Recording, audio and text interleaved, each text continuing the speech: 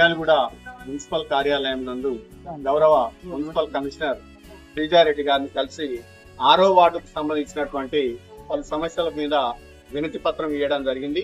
6వ వార్డు ముఖ్య నాయకులతోటి, వార్డు అధ్యక్షుడు మురళీచారి గారితో, మైనార్టీ సెల్ ప్రెసిడెంట్ ఫయాజ్ గారితో, మిగతా ముఖ్య నాయకులతో కలిసి ఈ రోజు మున్సిపల్ కమిషనర్ గారికి మేము రిప్రజెంటేషన్ ఇవ్వడం జరిగింది.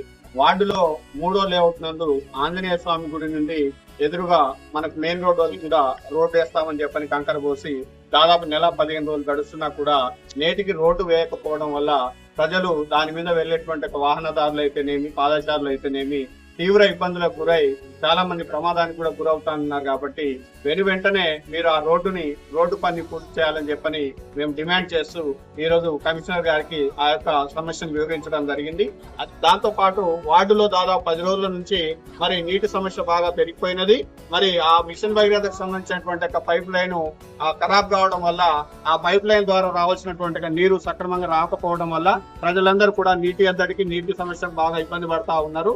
కాబట్టి మీరు ట్యాంకర్లతోటి ప్రత్యామ్నాయంగా నీటిని వార్డులో ప్రజలందరికీ సప్లై చేయాలని చెప్పని కూడా కమిషనర్ గారిని కోరడం జరిగింది.